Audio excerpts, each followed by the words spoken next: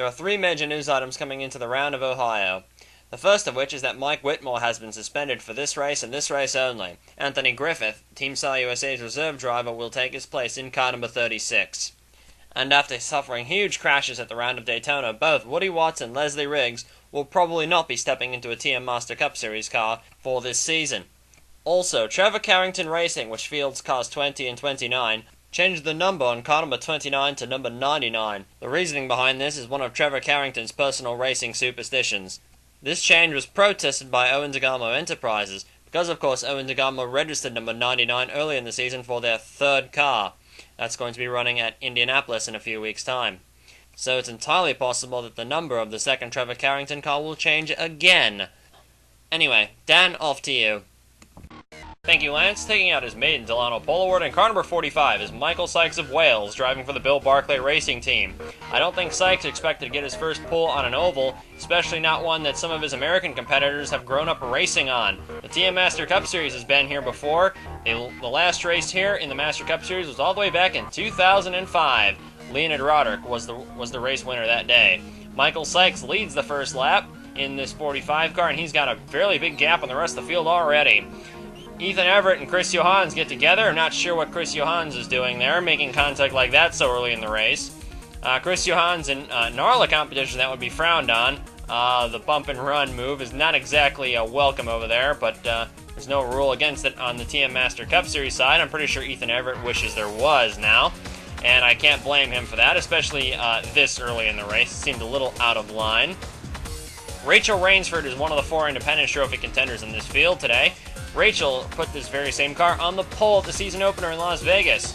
This Mitchell & Sons team may be going full-time again next season. They are the longest-running Master Cup team. Jose Luis Martinez, the Daytona winner, is running mid-pack in car number 8. I don't think he got as much credit for the win as he deserved, certainly, because of this modified Omega that he brought, and he's still driving today. And that, I think, was the biggest tragedy to come out of Daytona, was not the big wrecks, but rather that he didn't get as much credit for the victory. And running further back is the local team, Team Thunder in the 07 car with Bob Steffens driving and Taylor Silverman's Fortner. The Tonnerre Thunder has been rather disappointing this season. They haven't had been able to bring a whole lot of speed out of this car. And the Fortners, they've shown speed, but just haven't really had a whole lot of luck, and especially from Taylor Silverman's side. There's the Junos of Lewis Kingston and Jacques Bouvier going by car number 07. Very well received team. Here's four cars that ran Daytona but were all knocked out in the first corner. Dan McKay, car 20, Craig Younser in the 24, Tyson Lautenschlager making his first start of the year in the 43 car, and of course John Parker Jr. was involved in just about every incident, it seemed, at Daytona, and none of which were his fault, I believe. Running well adrift to the rest of the field in Trevor Carrington's rechristened number 99 car is Cameron Taylor, no relation to 2004 TM Master Cup Series champion Matt Taylor. Cameron Taylor is all the way up from the VERC ranks. Now that's a pretty big jump to go all the way from VERC into the TM Master Cup Series, and I'm surprised he got his master license, frankly, in such short notice, but he's been well off the pace of the rest of the field. In fact, he's been about half a second slower than his teammate Dan McKay, and of course McKay has not really been on the pace all weekend. Tony Durbin, I believe, had a talk with Cameron Taylor and told him to stay out of the leader's way when they were coming to lap him, in very friendly terms, I understand. So, Cameron Taylor's been doing a very good job of keeping his car off the walls, and he hasn't been hitting anything in practice, which is more than I can say for some of Trevor Carrington's other drivers this season. Michael Sykes back up in the lead. Is got the 64 of Chris Johans all over the back of him, and Johans is going to sweep around Michael Sykes and take over the top spot. Michael Sykes in all of the practice sessions was not even in the top 30, so that shows you how unexpected this pole was and how unexpected his very strong run in the race was. Perhaps it could be that Michael Sykes was sandbagging during practice and knew he had a fast car. Here's two of the Super Sub drivers, Craig Mummert, who will be in that 6 car for the rest of the season, and Anthony Griffith doing a one-off in his home race in the 36 car.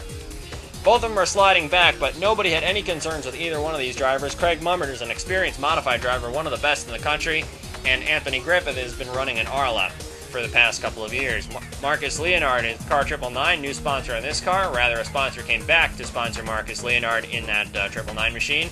And the sponsor really liked the fan design card for Scott Stoyler at Daytona. Unfortunately, it only made it one corner, so they decided to bring it back for this race. That appears to well, it appears to be getting a lot more exposure because Scott Slither is actually running very well. Kurt Pliskin is bringing back the Snake Coil sponsorship for Power Steering Incorporated. Of course, Snake Coils will be on this 16 car for more than just one race this year. They'll be on for the next race at Road America in a few weeks' time. Kurt Pliskin running very strongly in this race. Here we have Michael Sykes in the 45 car slowly sliding back through the field, but nevertheless, he is still running very competitive lap times, and it has not been easy for some of his competitors to get by him. Chris Johans in car number 64 and Bobby Porteau in car 15 battle for the lead. Two ex-Arla champions here. I think they both drove in the exact same car when they won their respective Arla championships, so these two guys very familiar with the M&J Racing Empire down there. And here we are on board Bobby Porteau. On lap 19, he has already gotten to the back end of Cameron Taylor in the 99 car. This is about a 15-second lap. And there's Cameron Taylor, not exactly being the most gracious of backmarkers at the moment. However, that's going to change very quickly. Porteau gets a run on him coming off turn 4, takes the lead, and leaves Cameron Taylor in his dust. Chris Johan, whoa, what's Cameron Taylor doing up there? Chris Johans gets by Cameron Taylor as well, and now he is going to have a run on his ex-Arla teammate, Bobby Porteau, in that 15 car. Both cars using the same engine, interestingly enough, those two race cars. Here's Robert Dorian running way in the back of the field. There's not been too many good things to say about his season, but there have been rumors that he'll be replaced at Xenos. Zach Duff, Tyson Lautenschlager, Dan McKay are three names that have been tossed around. I could be replacing Robert Dorian, especially since Xenos has been very keen on Canadian drivers. Of course, Xenos is a Canadian manufacturer. And Robert Dorian's season has been less than stellar. That's Yelena Sova just went by him for position. However, his day is being blighted by some mechanical problems. This car is not handling all that well, as you just saw there. Lap 26, Chris Johans is in the lead. Bobby Porteau in second. Third, Adrian Devereaux going a bit further back. Michael Sykes still hanging in there. Avery Holtzman having a very steady charge to the field. Going a bit further back, you'll notice Rachel Rainsford and Jose Luis Martinez are running in the top 20. Here's Marcus Leonard and Michael Sykes, who have actually been trading this position back and forth in the past couple of laps. Sykes, he's really been giving the Canadian a very strong run for his money. And I don't think Marcus Leonard really expected to have Michael Sykes breathing down his neck as hard as he is. Lap 31, Chris Johans is beginning to catch the rest of the back markers. That is Dan McKay in that blue car right in front of him. Dan McKay is a much more gracious back marker than Cameron Taylor was, which I think surprised a couple of people because Dan McKay wasn't exactly moving out of people's way in practice. Reports of smoke have been coming from car number 26, and I wonder if that's a bit of gamesmanship because Adrian Devereaux in this 26 car has been closing on the leaders, and Tony Durbin has not been able to get by Devereaux. Devereaux, he throws the block on Durbin there. Durbin has not been able to get by this 26, and I think that might be infuriating him a little bit. But there are reports of smoke from this 26 car, so we're going to have to keep an eye on it. But I'm not entirely sure if that's just gamesmanship from the other teams to get Devereaux out of the way. We'll have to see about that, though. Anyway, a little further back in the field, Cameron Taylor has almost been lapped by the entire field. This is on lap 41. The car behind him, Yulia Sova, is 37th place. So that just says enough about how bad his day has gone, and there haven't been any signs of mechanical difficulty on this 99 car. In fact, all of the mechanical problems this weekend have been hitting his teammate. Chris Johans in the 64 is still running up front with a very healthy lead now over Bobby Porteau, but these two cars have really been stretching a huge gap on the rest of the field. Adrian Devereaux in car number 26, apparently those smoke problems were not the other teams calling foul on this car. Apparently there really was a problem with that car. Devereaux pulled it off and stormed out of the garage. He was rather disappointed about that because he thought he had a great car for this race. Yamino Tenchi appears to have problems as well. She brings the 831 car in and she's done for the day. Cameron Taylor in the 99 car kicks off green flag pit stops well long before everyone else. Chris Johans, the leader, pits in lap 61. Robert Dorian there, his day couldn't get any better. He's really dropped to the field like a stone. Chris Johans in the 64 car has been up front and commanding this race for the past 20 laps. And Bobby Porteau has, maybe just Bobby Porteau saving his stuff. Oh, whoa, Chris Johans almost collision in the pits with Gasper D'Souza on the 40. But we had a caution on lap 61. First caution of the day. Leonid Roderick, 4-time Master Cup champion, stays out in his tires a bit too long, goes in a bit too fast, turn 3, makes a pretty simple mistake, hits the wall. Roderick admits his mistake and continues on. But anytime you have an incident or a caution with a green flag pit stop cycle, that throws a huge monkey wrench into the works. Chris Johans is still leading, but he restarts way deep in the field. This restart had to be waved off once because of the poor alignment of the rest of the field. The starter threw the green flag when the field is midway down the back straightaway. So confusion reigned there. And you'll notice that he's got some pretty fast cars to get by. Anthony Griffith, Craig Mummert, the Fortner of Taylor Silverman, and a couple other cars. Looks like Robert Doria may have cured that handling problem, that 47 car. Yulian Asova in the 34 car. There was some vapor coming out of that car. She brought to the pits but returned to the track. Here is Kurt Pliskin running in 5th in the Power Steering Incorporated car. Avery Holtzman in 4th, right in front of him there. We haven't talked much about Holtzman, but he's had a very quiet run. Leonid Roderick, by the way, 6th place. That caution really hurt. That caution conveniently helped him out there. Bobby Porto goes for the lead. Tony Durbin is in 3rd place right now. So Tony Durbin is a factor to win this race. First time we've said that all season. Dale Roswell in 10th. Oh, that looks like a tire problem for Roswell, but he knows that problem before it becomes big, and he brings that one into the pits. No use running around on a blown tire, but that's going to really hurt his day.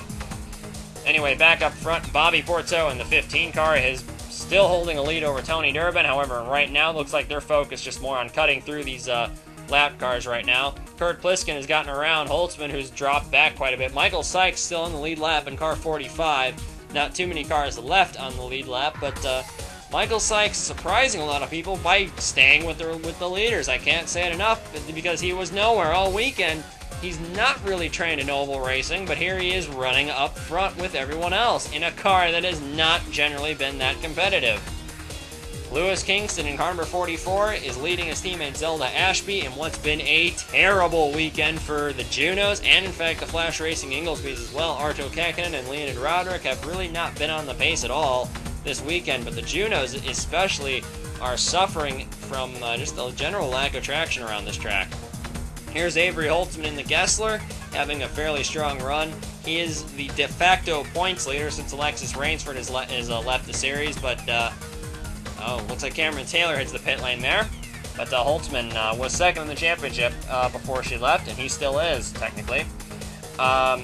Here is Tony Durbin trying to make a move on Bobby Porto. Tony Durbin and Bobby Porto are not really championship contenders. They had too messy a start to the season, I think, to really consider themselves any real threat for this year's Master Cup. But here they are fighting for the win. But there's still many points to play for. Caution 2 on lap 112.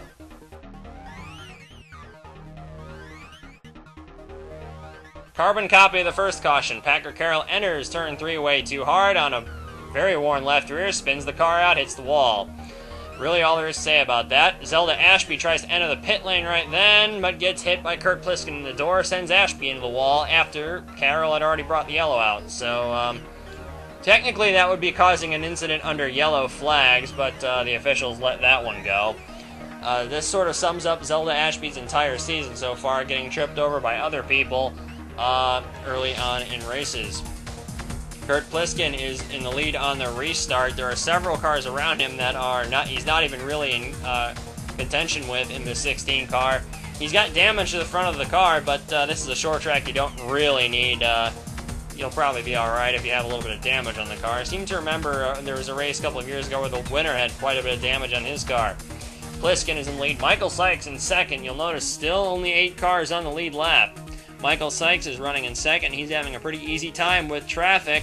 Looks like Michael Sykes has really caught on to oval racing because some of those moves he's making wouldn't suggest that he hasn't been running ovals his entire career.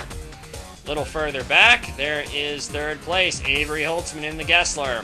Fighting there with Charlie Waters in the 10, and that's Cameron Taylor in the 99, who's drifting away up the track and letting the leaders go by. Caution 3 on lap 121.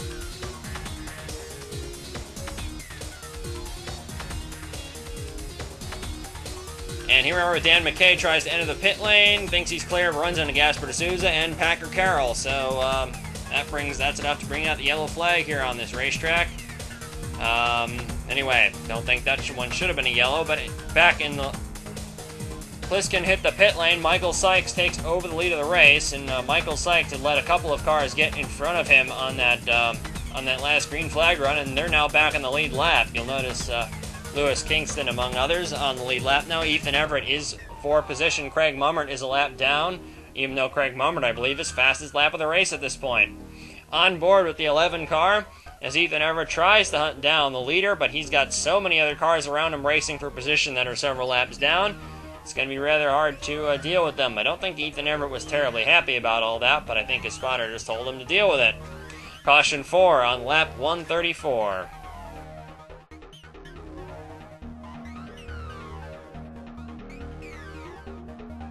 Yulia Nasova, car number 34, pushes up the racetrack into the side of Gasper D'Souza. D'Souza doesn't really have any options. Lets up the throttle, but that sends the 34 car into the wall and out of the race. That's a lot of suspension damage on the right front of the Katsiv. Meanwhile, under yellow racing back, Franz Redlich gets hit by Packer Carroll, and that sends him up into Jose Luis Martinez, sends Redlich and Martinez into the wall, and Martinez out of the race.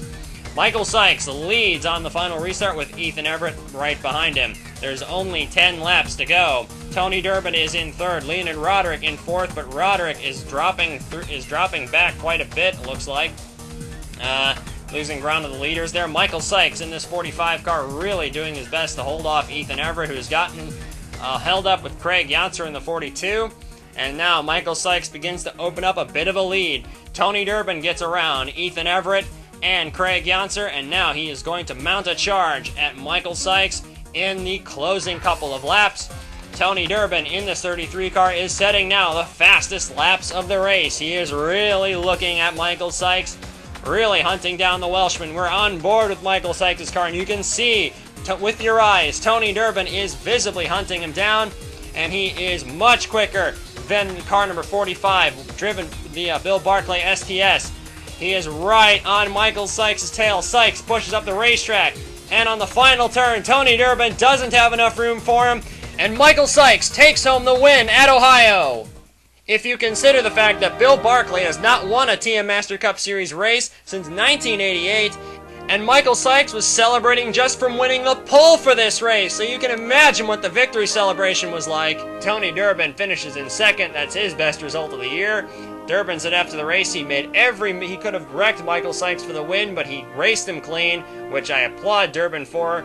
And Durbin wound up second, with Bobby Porto in third, Ethan Everett fourth. Arto Kekkonen made the most of that late incident and ended up coming home in fifth place. Chris Johans sixth, Kurt Pliskin seventh, Marcus Leonard, Rachel Rainsford in the Independence Trophy effort in ninth place for the Mitchell & Sons team, and Leon Kennison, veteran short track driver, 10th, and Craig Mummert scores one for modified drivers across the country in 11th, Holtzman 12th, Jacques Bouvier 13th, Lewis Kingston in the Juno 14th. Roderick had all sorts of problems. That final restart dropped all the way back to 15th place. Matthias Taub 16th.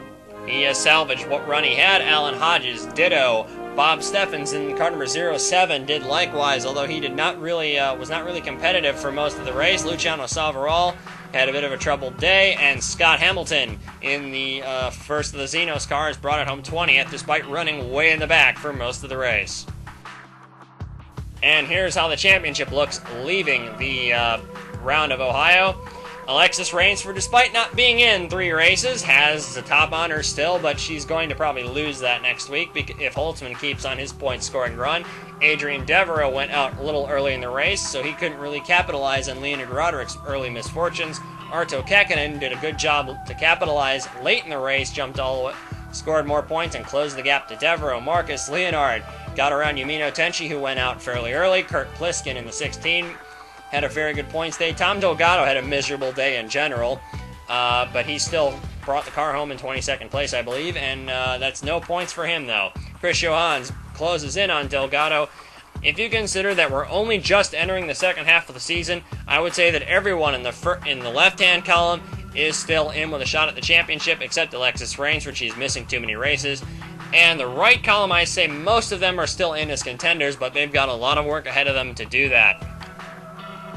Let's have a look at the Independence Trophy standings leaving the round of Ohio. Jose Luis Martinez had problems late in the race. That late race crash caused enough suspension damage to knock him out of the race. Taylor Silverman in the Fortner had a very solid run and sits 4th. Bob Steffens and the Tenere Thunder sits 5th, but he has 3 races, and at only 130 points, I would say his chances of taking home the Independence Trophy are a long shot at best, especially when there are some cars like Rachel Rainsford, who is only 15 points behind him, and she only has 2 races in. So Bob Steffens basically needs to win his very last Independence Trophy outing in order to have a shot. Rachel Rainsford in that 74, I think, sits a very good shot at going further up the rankings, as does Tyrone Stanley and Palmer Styles in the 21 car, who's also had only 2 outings. And further down the list, Allie Riggs and Chris Davenport have some Independence Trophy outings coming up, so we'll have to see how they cope at the 2011 round of Wisconsin in 2 weeks' time.